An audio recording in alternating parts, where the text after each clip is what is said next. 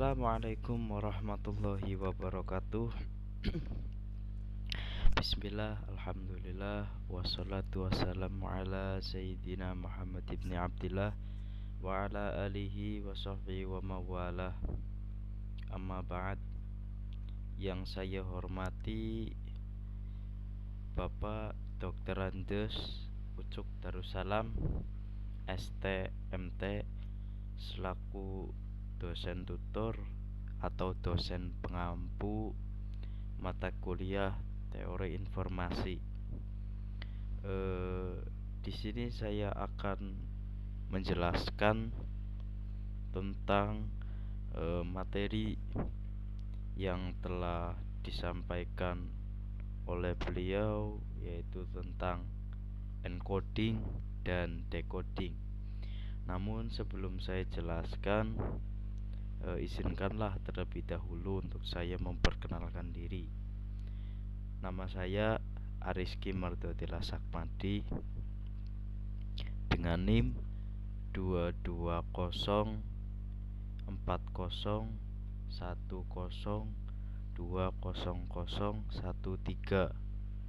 di kelas IT 602.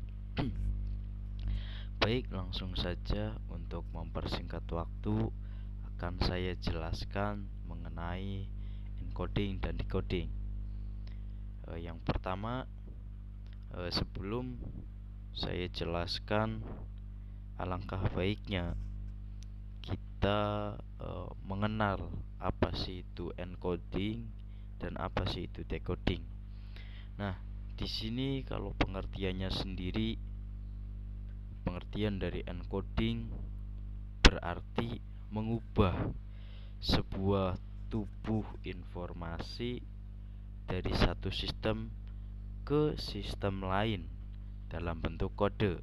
Nah, misalkan gini nih, ada satu informasi, misalnya informasi nama seseorang.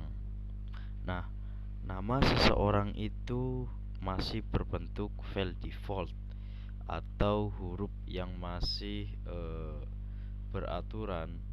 Nah, ketika sudah di encoding, sistem itu akan merubah ke sistem lain dalam bentuk bukan sebuah informasi yang bentuknya beraturan, tetapi akan berubah menjadi kode-kode atau simbol atau tanda atau juga bisa huruf, bahkan juga bisa angka yang kode tersebut mempunyai makna atau arti yang semua orang tidak bisa membacanya kecuali orang-orang yang paham tentang kode tersebut. Nah, selanjutnya ada tujuan encoding. Tentunya encoding juga memiliki tujuan. Tujuan utama encoding adalah membuat data dapat dikonsumsi secara aman dan memadai oleh pengguna yang berbeda menggunakan berbagai sistem. Jadi sebuah kode-kode dari sebuah informasi itu yang telah di encoding itu sebenarnya bisa dibaca oleh sesama pengguna, tetapi tidak semua orang bisa membacanya. Itu fungsinya yaitu untuk membuat data informasi tersebut jadi aman. Idenya adalah membuat data dapat dibaca, dan tersedia untuk semua pengguna akhir. Encoding dapat disamakan dengan menerjemahkan teks secara efektif dari bahasa Ibrani misalnya ke bahasa Inggris, atau juga bisa bahasa apa sih itu namanya, bahasa Indonesia ke bahasa yang lain gitu. Dan intinya informasi ini dapat dipahami oleh banyak pengguna, tetapi tidak bisa dibaca secara publik oleh semua orang gitu. Nah, selanjutnya ada nih contoh dari encoding. Tadi kan pengertian encoding itu mengubah suatu tubuh informasi dari ke satu sistem ke sistem yang lain. Nah, contohnya ketika mengkonversi file audio atau WAV yang besar menjadi file MP3 yang kecil, sehingga dapat dikirim dengan mudah ke teman melalui email atau WhatsApp atau aplikasi lainnya. Nah, file-file tersebut dienkode dalam format berbeda tetapi akan memutar lagu yang sama. Nah, contohnya gini. Biasanya kan kita kalau merekam video lewat handphone kita, itu kan ukuran dari file tersebut juga sangat besar, sehingga kan kalau kita kirim itu maka akan susah karena file itu berat. Nah, setelah kita encoding atau kita bahasanya di ekstrak ke dalam sistem lain, nah format dari file video tersebut maka akan berkurang atau berbeda baik formatnya maupun ukuran dari file video tersebut, tetapi isinya itu masih sama. Nah, ini juga merupakan contoh dari encoding yang biasanya kita jumpai setiap hari atau ya di keseharian kita lah, yang tanpa kita sadari. Sebetulnya itu merupakan contoh-contoh dari encoding. Nah, selanjutnya setelah encoding ada juga decoding. Nah, apa sih decoding? Decoding adalah sebuah proses untuk membuka kunci konten file yang berkode yang telah dikirim seperti tadi. Misalkan kita mengenkode sebuah informasi ke dalam bentuk tulisan yang tidak beraturan, atau tulisan yang tadinya tulisan informasi yang beraturan setelah dienkode menjadi teks atau informasi yang tidak beraturan yang disebut simbol atau kode. Nah, file media seperti film dan musik biasanya dienkode. Nah, encode tadi merupakan sebuah semacam seperti format dari file tersebut, sehingga tidak memakan banyak bandwidth selama transmisi. Mereka harus diterjemahkan kembali ke dalam bentuk aslinya agar file tersebut dapat kita lihat video atau mendengarkan musik. Ini seperti menerima kotak hadiah yang terkunci, kita perlu membukanya untuk mencari tahu apa isi di dalamnya. Nah, decoding ini merupakan sebuah kebalikan dari encoding. Kalau encoding itu tadi sebuah informasi yang semua orang bisa membacanya. Kalau kita bicara informasi lalu dijadikan sebuah kode, kalau ini dari kode dijadikan sebuah informasi yang bisa kita baca untuk publik. Contoh dari decoding di antara manusia, komunikasi dimulai dengan pikiran yang kemudian diencode menjadi pesan. Sekarang pesan ini bisa dalam bentuk kata-kata baik lisan atau tertulis, bahkan gerakan nonverbal. Manusia juga dapat menyampaikan pesan melalui saluran komunikasi yang berbeda seperti melalui obrolan atau telepon dan percakapan tatap muka. Orang-orang yang menerima pesan menerjemahkannya dengan mengubahnya menjadi pemikiran. Nah, memungkinkan dia untuk menafsirkan dan mengumpulkan makna.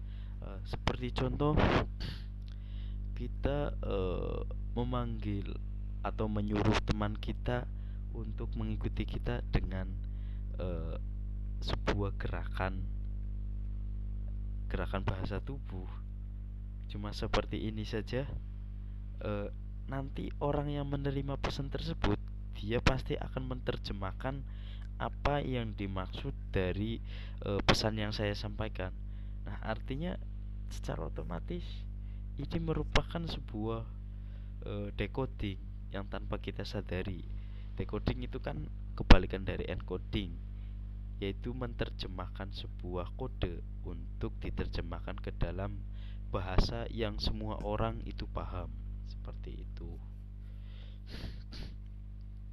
Nah, di sini saya mengambil atau mencari sebuah encoding yang dibantu menggunakan ChatGPT. Nah, ChatGPT ini merupakan sebuah eh, alat buatan canggih yang aplikasinya ini dia mencari sendiri apa yang kita tanyakan ke dalam aplikasi tersebut. Nah, contoh di sini saya menanyakan, buatkan kode encoding di mana setiap huruf berubah menjadi huruf berikutnya.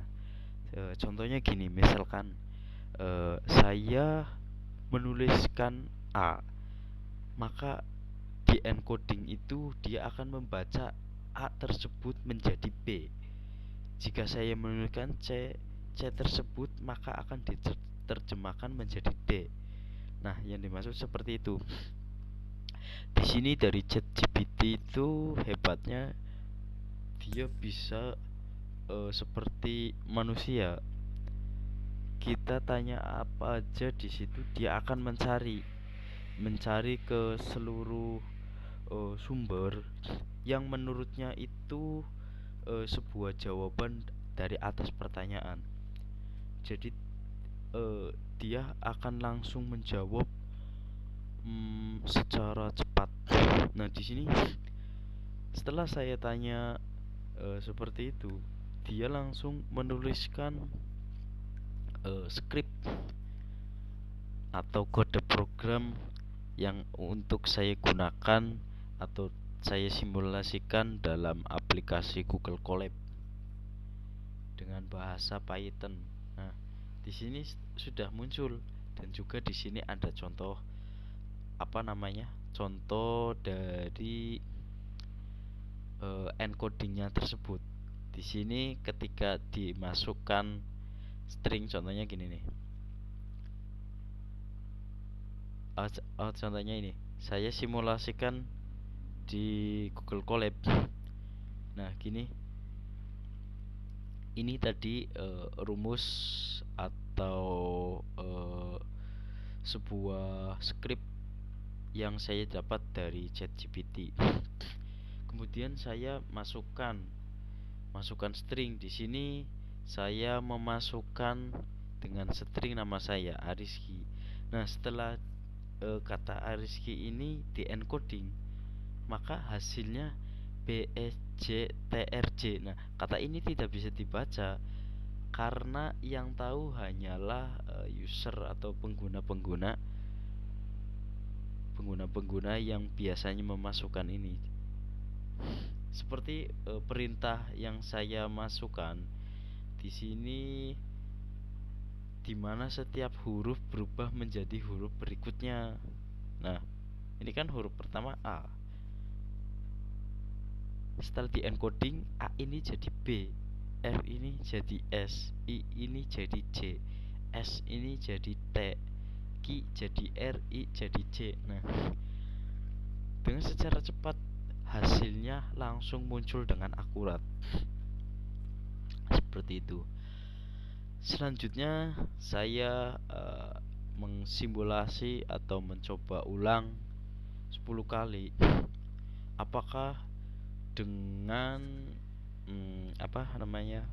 bahasa selain bahasa huruf biasa itu bisa, apakah dengan huruf Di sini saya menggunakan kata-kata yang saya ambil dari huruf-huruf yang ada di negara Thailand. Nah, ternyata hasil encodingnya pun juga berubah. Saya menerjemahkan beberapa huruf ini dari internet dan saya cari urutan abjadnya itu ternyata benar. Ini merupakan setelah huruf ini. Nah, seperti itu. Berarti artinya encoding ini paham dengan bahasa-bahasa lain. Seperti itu. Dan yang ketiga, saya mencoba dengan memasukkan bukan cuma huruf, di sini ada angka.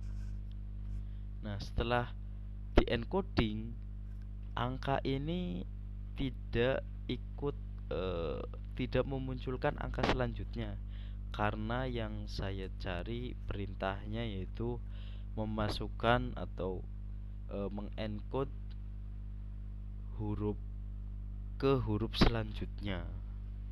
Jadi angka itu tidak termasuk huruf. Di sini keluar hasil seperti ini. Nah, selanjutnya, apakah saya dengan memasukkan sebuah cerita, artinya kan kata-katanya itu banyak. Apakah dengan kata-kata banyak encoding ini akan tetap konsisten ataukah akan berubah? Ternyata hasilnya tetap konsisten. Saya scroll sini, hasilnya pun sangat mengejutkan. Ternyata bisa membaca sebanyak ini. Selanjutnya saya coba dengan huruf Arabik. Apakah sistem bisa membaca di huruf Arab? Ternyata bisa. Di sini ada mim, alif, hamzah, jim. Di sini mim, setelah mim adalah nun, setelah alif adalah ba, setelah hamzah wawu, setelah jim ha. Artinya kan berarti sistem ini bukan cuma huruf-huruf yang ada di Indonesia saja, ternyata huruf-huruf yang berteks Arabik juga dia bisa. Nah, seperti itu, canggih sekali. Karena saya masih penasaran, saya coba mencari sebuah kalimat yang bertuliskan huruf-huruf Cina atau Mandarin, dan ternyata hasilnya pun sangat mengejutkan. Sistem ini mampu membaca dan langsung menerjemahkan dari tulisan-tulisan Mandarin ini.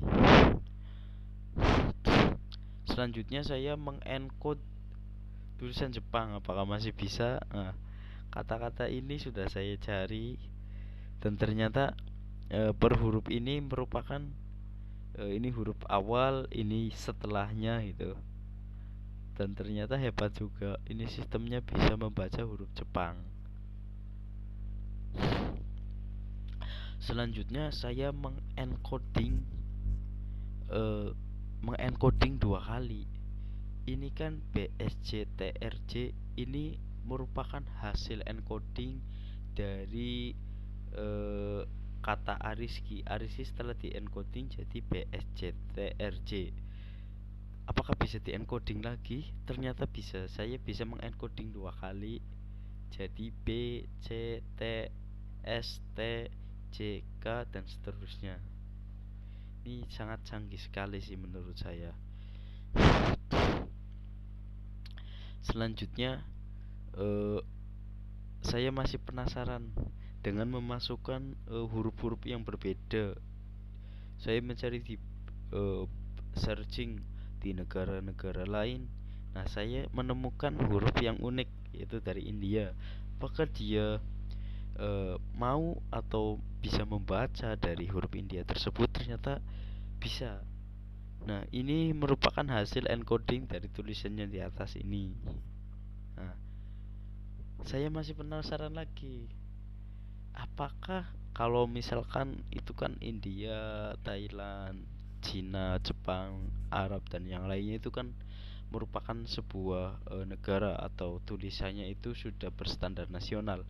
Sekarang saya menuliskan huruf huruf lokal. Di sini saya memasukkan aksara Jawa. Nah, apakah dengan menuliskan aksara Jawa ini dia mampu membaca, sistem ini mampu mengencoding dari sebuah kalimat yang bertuliskan aksara Jawa? Ternyata dengan sangat canggih dia mampu mengencoding sebuah aksara Jawa ke dalam huruf aksara selanjutnya. Cuman di sini kayak ini namanya sandangan. Sandangan itu vokal. Kalau di bahasa Indonesianya itu seperti a, i, u, e, o. Dia ini di vokalnya itu masih tetap sama karena vokal bukan merupakan suatu huruf. Nah, selanjutnya decoding. Decoding di sini masih sama seperti kebalikan dari encoding yang tadi. Skripnya pun sama, hanya di sini dirubah dari encode menjadi decode. Di sini decoding seperti pengertiannya yaitu merubah suatu kode ke dalam bahasa yang semua orang bisa dipahami. Yang di awal dibalik, sebenarnya kita itu cuma dibalik aja sih. Dari BSJTRJ ternyata setelah didecoding dari kalimat yang tidak beraturan ini menjadi sebuah kalimat yang beraturan. Di sini berhasil. Ada Ariski ya. Selanjutnya tulisan Thailand sudah saya samakan, ternyata dibolak-balik hasilnya sama. Berarti artinya sistem ini memiliki konsisten yang sangat tinggi dan juga keakuratan yang hampir 99% itu akurat. Di sini saya memasukkan kalimat yang tadi dan ternyata hasilnya sama seperti dibalik. Dan juga sebuah cerita yang memiliki hasil yang sama. Arab pun juga ma'ajmala. Nah, dan selanjutnya di huruf Cina juga atau Mandarin masih sama seperti yang di atas. Dan Jepang pun huruf Jepang sama. Nah, ini merupakan dua decode. Saya mengdecoding dua kalimat yang telah didecoding. Di sini saya mendecoding sebuah kalimat yang telah diencoding. Kalimat kata Ariski itu diencoding menjadi BSJTRJ. Sedangkan ini diencoding menjadi JTKUSK. Nah, apakah dengan di-decoding dua kali hasilnya akan tetap konsisten? Nah, kalimat ini yang di atas di-decoding hasilnya ini BSJTRJ. Nah, saya di-decoding lagi, apakah kalimat ini BSJTRJ masih bisa di-decoding padahal sudah dua kali. Ternyata bisa dan sudah konsisten sekali. Selanjutnya ada huruf India, sudah saya samakan tadi, hasilnya sama, juga aksara Jawa. Nah, selanjutnya keunggulan formula encoding dan decoding dari segi security ya, kalau menurut saya bisa dibilang aman. Kalau bagi orang yang tidak tahu ya mungkin bisa jadi aman. kalau secara bagi pengguna-pengguna yang lain mungkin juga bisa tidak aman, dikatakan tidak aman, karena sebuah pola dari encoding maupun decodingnya itu mudah untuk dibaca seperti itu. Dari segi kecepatan ini sangat cepat. Saya minta, begitu saya run langsung muncul hasilnya. Dan terakhir, dari segi kapasitas data itu sangat besar, karena satu kata misalkan Ariski di encoding menjadi BSC dengan susunan huruf yang sama juga. Jadi kapasitas data untuk membuat sebuah kalimat lain itu jadi sangat besar. Berbeda dengan sebuah enkripsi misalkan kayak MD5 itu. Dari kata Ariski saja dia berubah menjadi sebuah angka atau huruf yang tidak beraturan, itu sangat banyak. Kalau ini sesuai dari jumlah huruf yang di encoding seperti itu. Terima kasih, mungkin ini saja yang dapat saya sampaikan. Kurang lebihnya mohon maaf bila ada kesalahan dari tutur kata maupun ucapan yang kurang sopan. Hanya itu saja yang dapat saya sampaikan. Wabillahi taufiq wal hidayah. Wassalamualaikum warahmatullahi wabarakatuh.